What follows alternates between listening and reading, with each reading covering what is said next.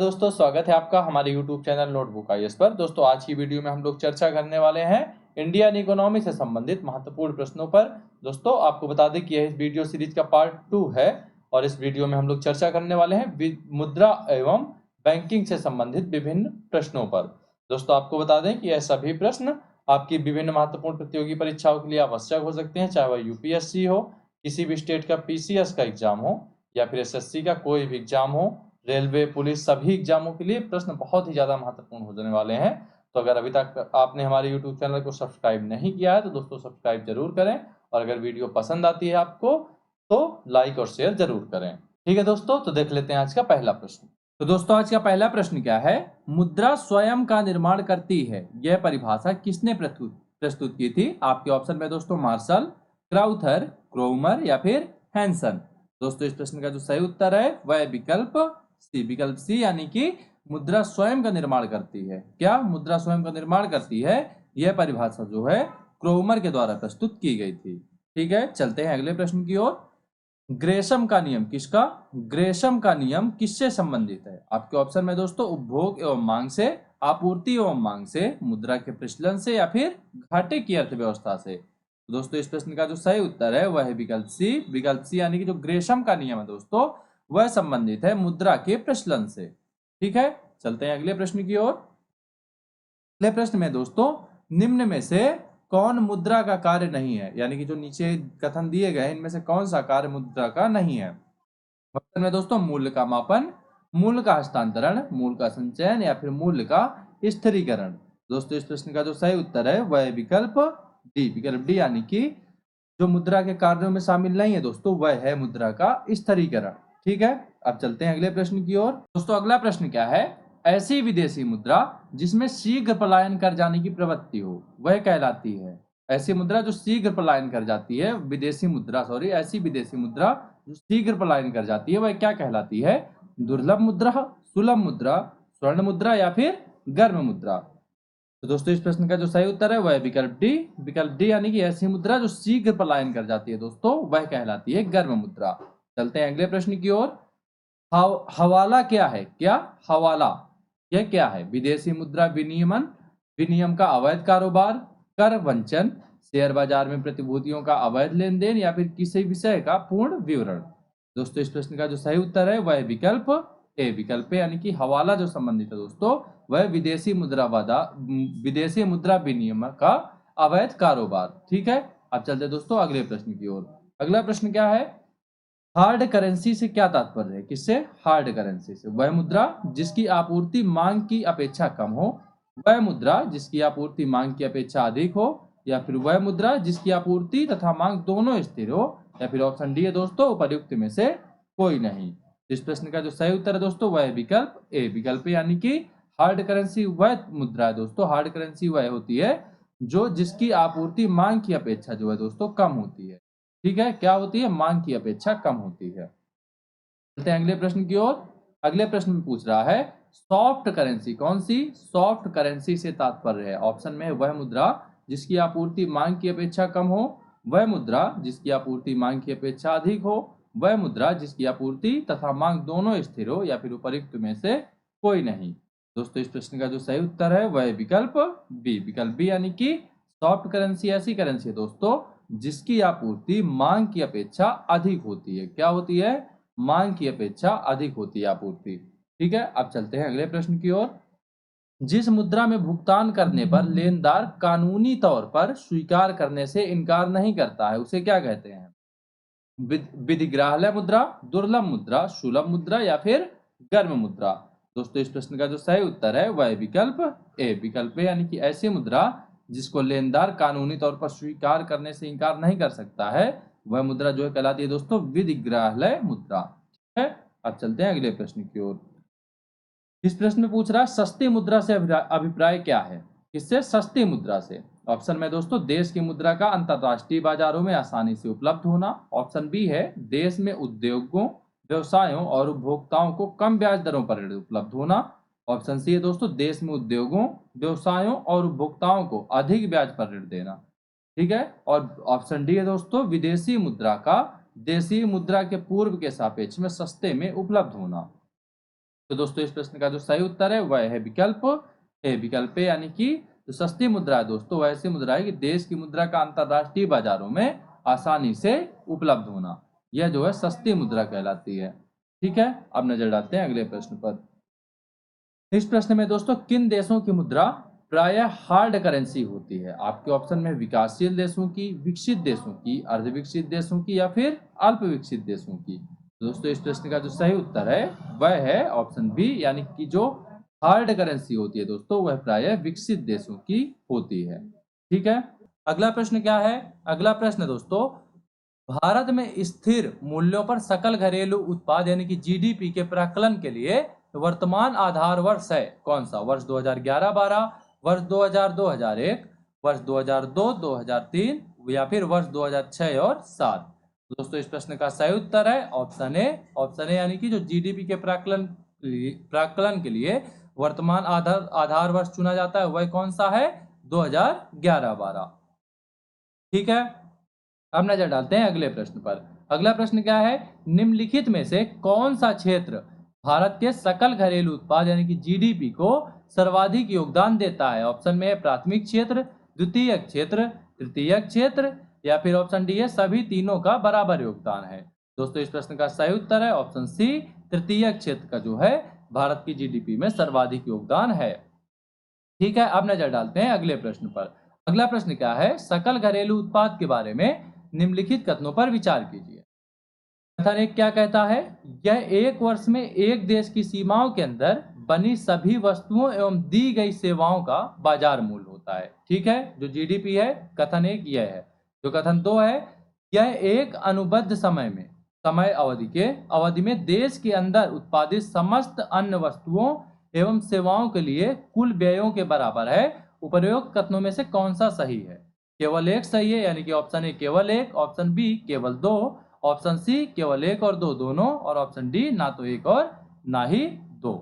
ठीक है दोस्तों, तो इस प्रश्न का जो सही उत्तर है वह दोस्तों ऑप्शन ए। ऑप्शन ए यानी कि केवल एक, यानी कि जो जीडीपी के बारे में सही है वह है यह एक वर्ष में एक देश की सीमा के भीतर बनी सभी वस्तुओं एवं दी गई सेवाओं का बाजार मूल्य होता है। ठीक है, अब नजर डालते हैं अगले प्रश्न पर। अगला प्रश्न क्या है? मूल्य ह्रास किसके बराबर होता है? ऑप्शन में है सकल राष्ट्रीय उत्पाद, निवल राष्ट्रीय उत्पाद, ऑप्शन बी है निवल राष्ट्रीय उत्पाद और सकल राष्ट्रीय उत्पाद, ऑप्शन सी है सकल राष्ट्रीय उत्पाद और वैयक्तिक आय, और ऑप्शन डी है वैयक्तिक आय और वैयक्तिक कर। दोस्तों इस प्रश्न का सही उत्तर है ऑप्शन ए। ऑप्शन ए यानी कि जो मूल्य ह्रास है वह जो है सकल राष्ट्रीय उत्पाद और निवल राष्ट्रीय उत्पाद, ठीक है, इसके बराबर होता है। ठीक, अब नजर डालते हैं दोस्तों अगले प्रश्न पर। अगला प्रश्न क्या है? अगला प्रश्न है कौन सी पद्धति राष्ट्रीय आय आकलन की पद्धति नहीं है? ऑप्शन ए है व्यय पद्धति, ऑप्शन बी है उत्पाद पद्धति, ऑप्शन सी है मैट्रिक्स पद्धति और ऑप्शन डी है आय पद्धति।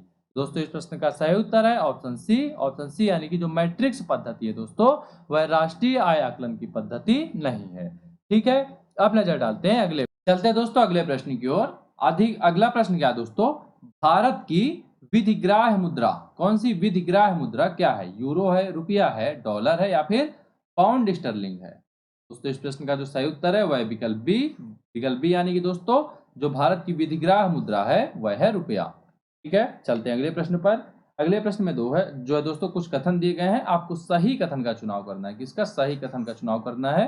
कथन एक है वह मुद्रा जिसमें शीघ्र पलायन कर जाने की प्रवृत्ति होती है हॉट मनी कहलाती है। दूसरा कथन है दोस्तों वह मुद्रा जिसकी आपूर्ति की तुलना में मांग लगातार अधिक रहती है हार्ड करेंसी कहलाती है। तीसरा कथन है दोस्तों वह मुद्रा जिसकी मांग आपूर्ति की तुलना में कम रहती है हार्ड करेंसी कहलाती है। और चौथा कथन है दोस्तों वह मुद्रा जिसकी आपूर्ति अंतरराष्ट्रीय बाजार में मांग की तुलना में अधिक रहती है वह सॉफ्ट करेंसी कहलाती है। आपके ऑप्शन में दोस्तों बताना है कि कौन सा सही है, 1, 2 और 3, ऑप्शन बी है 1, 2 और 4, ऑप्शन सी है 2, 3 और 4 या फिर ऑप्शन डी है 1, 3 और 4। दोस्तों इस प्रश्न का जो सही उत्तर है वह विकल्प बी। विकल्प बी यानी कि दोस्तों 1, 2 और 4 जो कथन है वह सही है। बाकी जो तीसरा कथन दोस्तों वह मुद्रा जिसकी मांग आपूर्ति की तुलना में कम रहती है वह हार्ड करेंसी कहलाती है, तो यह कथन जो है दोस्तों गलत है। ठीक है, अब चलते हैं अगले प्रश्न की ओर। अगले प्रश्न में क्या दोस्तों? सरकार द्वारा पुरानी मुद्रा को समाप्त कर नई मुद्रा चलाना क्या कहलाता है? ऑप्शन में दोस्तों अवमूल्यन, विमुद्रीकरण, मुद्रा संकुचन या फिर मुद्रास्फीति। दोस्तों इस प्रश्न का जो सही उत्तर है वह है विकल्प बी। विकल्प बी यानी कि जब सरकार पुरानी मुद्रा को समाप्त करके नई मुद्रा चलाना चाहती है तो चलाती है, तब वह जो है दोस्तों विमुद्रीकरण कहलाता है। ठीक है, अब चलते हैं अगले प्रश्न की ओर। अगले प्रश्न में दोस्तों बाजार के नियम के प्रस्तुतकर्ता थे, कौन थे? बाजार के नियम ने प्रस्तुत किया था वह कौन थे? रिकार्डो, जेबी से, एसी पिकागो, पिगाओ या फिर माल्थस। दोस्तों इस प्रश्न का जो सही उत्तर है वह विकल्प बी। विकल्प बी यानी कि जो बाजार नियम के प्रस्तुत करता थे दोस्तों वह थे जेबी से। ठीक है, चलते हैं अगले प्रश्न की ओर। मुद्रा संकुचन का कारण होता है, क्या होता है? कथन दिए गए हैं। कथन एक है मुद्रा पूर्ति की तुलना में माल एवं सेवाओं की पूर्ति में कमी। कथन दो है दोस्तों निर्यात की तुलना में आयात में कमी। कथन तीन है दोस्तों माल एवं सेवाओं की पूर्ति की तुलना में मुद्रा की पूर्ति में कमी। फिर जो कथन डी है दोस्तों उपर्युक्त में से कोई नहीं। इस प्रश्न का जो सही उत्तर है वह है विकल्प सी। विकल्प सी यानी कि जो मुद्रा संकुचन की जो है कारण होता है दोस्तों वह होता है माल एवं सेवाओं की पूर्ति की तुलना में मुद्रा की पूर्ति में कमी। ठीक है, अब चलते हैं अगले प्रश्न की ओर। कौन मुद्रा आपूर्ति नियंत्रण में सहायक नहीं है? इसमें मुद्रा आपूर्ति नियंत्रण में कौन सहायक नहीं है? मुक्त बाजार नीति, मुद्रा आरक्षित अनुपात, बैंक दर नीति या फिर मार्जिन आवश्यकता में परिवर्तन। दोस्तों इस प्रश्न का जो सही उत्तर है वह विकल्प ए। विकल्प यानी कि जो मुद्रा आपूर्ति नियंत्रण में सहायक नहीं है दोस्तों वह है मुक्त बाजार नीति। बाकी ये तीनों के यानी कि मुद्रा आरक्षित अनुपात, बैंक दर नीति और मार्जिन आवश्यकता में परिवर्तन, यह मुद्रा आपूर्ति नियंत्रण में जो है दोस्तों अत्यधिक सहायक है। चलते हैं दोस्तों अगले प्रश्न की ओर। अगला प्रश्न क्या है? वह अवस्था जिसमें मुद्रा का मूल्य गिर जाता है और कीमतें बढ़ जाती हैं, वह अवस्था क्या कहलाती है? ऑप्शन में दोस्तों मुद्रास्फीति कहलाती है, मुद्रा अस्फीति कहलाती है, रिसेशन कहलाता है या फिर डिमोनेटाइजेशन कहलाता है। दोस्तों इस प्रश्न का जो सही उत्तर है वह है विकल्प ए। विकल्प ए यानी वह अवस्था जिसमें मुद्रा का मूल्य गिर जाता है और कीमतें बढ़ जाती हैं दोस्तों, यह अवस्था जो कहलाती है मुद्रास्फीति की अवस्था। क्या कहलाती है? मुद्रास्फीति की अवस्था। चलते हैं अगले प्रश्न की ओर। अर्थव्यवस्था की वैसी स्थिति जिसमें मुद्रास्फीति का साथ मंदी की स्थिति होती है, क्या कहलाती है वह स्थिति? इन्फ्लेशन कहलाती है, स्टैगफ्लेशन कहलाती है, एमोर्टाइजेशन कहलाती है या फिर रिफ्लेशन कहलाती है। इस प्रश्न का जो सही उत्तर है वह है विकल्प बी। विकल्प बी यानी कि दोस्तों जो अर्थव्यवस्था की ऐसी स्थिति आती है जिसमें मुद्रास्फीति के साथ मंदी की स्थिति भी होती है, वह जो है दोस्तों स्टैगफ्लेशन की स्थिति कहलाती है। कौन सी? स्टैगफ्लेशन। ठीक है, चलते हैं अगले प्रश्न पर। मुद्रास्फीति से बाजार की वस्तुएं क्या होती हैं? सस्ती हो जाती हैं, महंगी हो जाती हैं, बिल्कुल नहीं मिलती या फिर प्रचुरता से मिलती हैं। दोस्तों इस प्रश्न का जो सही उत्तर है वह है विकल्प बी। विकल्प बी यानी कि जब मुद्रास्फीति की स्थिति होती है दोस्तों तो बाजार में वस्तुएं महंगी मिलने लगती हैं। ठीक है, अब चलते हैं अगले प्रश्न की ओर। अगला प्रश्न क्या है? लगातार बढ़ती कीमतों की प्रक्रिया होती है, क्या मंदी, अति उत्पादन, मुद्रास्फीति या फिर मुद्रा अस्फीति। दोस्तों इस प्रश्न का जो सही उत्तर है वह है विकल्प सी। विकल्प सी यानी कि जब बाजार में जो है लगातार कीमतों में वृद्धि होती है तो उस समय दोस्तों क्या होती है? मुद्रास्फीति की स्थिति होती है। ठीक है, अब चलते हैं अगले प्रश्न की ओर। दोस्तों अगले प्रश्न में क्या है?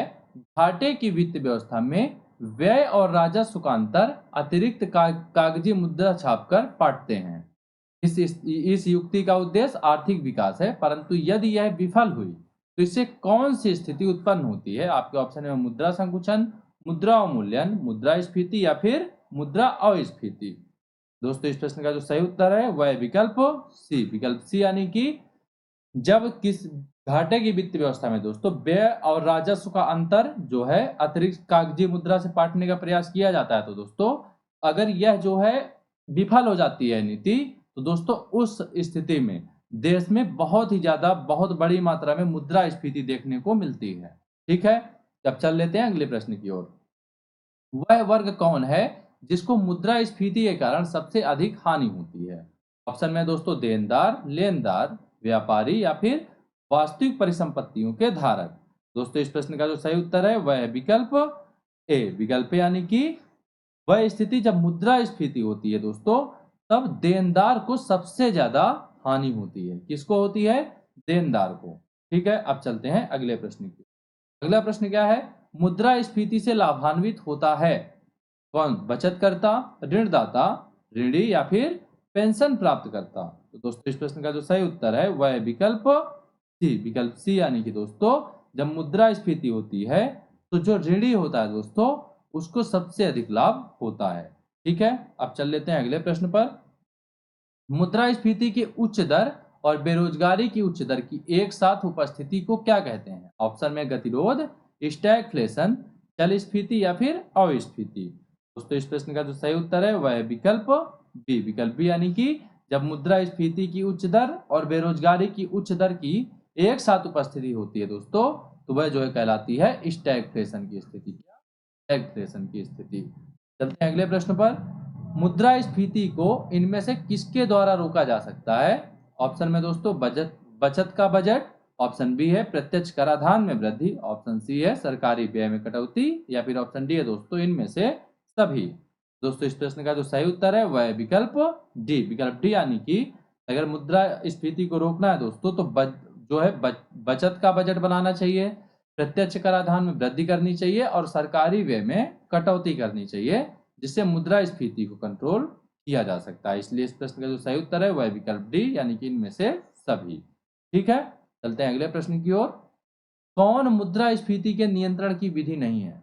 ऑप्शन में दोस्तों मांग पर नियंत्रण, मुद्रा की पूर्ति पर नियंत्रण, ब्याज दर में कमी या फिर वस्तुओं की राशनिंग। तो दोस्तों इस प्रश्न का जो सही उत्तर है वह है विकल्प सी। विकल्प सी यानी कि जो है मुद्रास्फीति के नियंत्रण की जो विधि नहीं है वह है दोस्तों ब्याज दर में कमी। ठीक है, अब चलते हैं अगले प्रश्न पर। भारत में मुद्रास्फीति ज्ञात करने के लिए किसका प्रयोग किया जाता है? ऑप्शन में दोस्तों उपभोक्ता मूल्य सूचकांक का, उत्पादक मूल्य सूचकांक का, थोक मूल्य सूचकांक का या फिर ऑप्शन डी है दोस्तों इनमें से कोई नहीं। तो दोस्तों इस प्रश्न का जो सही उत्तर है वह विकल्प सी। विकल्प सी यानी कि दोस्तों भारत में मुद्रास्फीति ज्ञात करने के लिए दोस्तों थोक मूल्य सूचकांक का जो है प्रयोग किया जाता है। किसका? थोक मूल्य सूचकांक का। अगले प्रश्न पर। भारत में मुद्रास्फीति मापी जाती है, किससे मापी जाती है? थोक मूल्य सूचकांक द्वारा, शहरी गैर कामगारों के लिए उपभोक्ता मूल्य सूचकांक द्वारा, ऑप्शन सी है कृषि श्रमिकों के लिए उपभोक्ता मूल्य सूचकांक द्वारा या फिर ऑप्शन डी है दोस्तों राष्ट्रीय आय अस्फीति के द्वारा। इसका जो सही उत्तर है दोस्तों वह है विकल्प ए। विकल्प यानी कि अभी पिछले प्रश्न में हमने बात की कि भारत में जो मुद्रास्फीति का मापन होता है दोस्तों वह होता है थोक मूल्य सूचकांक के द्वारा। ठीक है, अब चल लेते हैं अगले प्रश्न की ओर। इस प्रश्न में दोस्तों पूछ रहा है मुद्रास्फीति की शून्य दर उस वर्ष में अवश्य मानी जाती है जब, कथन है वर्ष के प्रत्येक सप्ताह में मुद्रास्फीति की वार्षिक दर शून्य हो। कथन दो है दोस्तों वर्ष के प्रत्येक सप्ताह में मुद्रास्फीति की वार्षिक दर घटती जाए। कथन तीन है दोस्तों वर्ष में मुद्रास्फीति की दर बढ़े भी और घटे भी।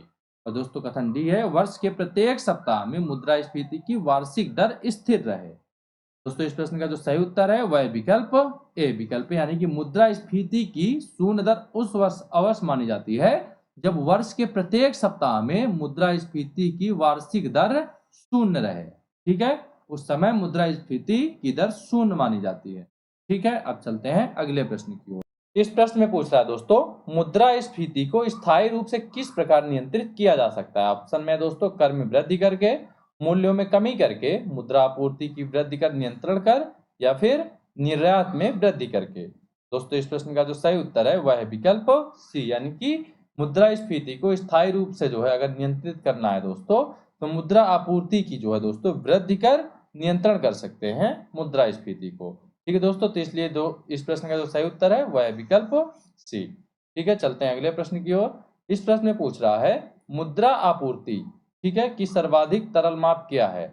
M1, M2, M3 या फिर M4। तो दोस्तों इस प्रश्न का जो सही उत्तर है वह है विकल्प ए। विकल्प यानी कि जो मुद्रा आपूर्ति की दोस्तों जो सर्वाधिक तरल माप है वह है M1।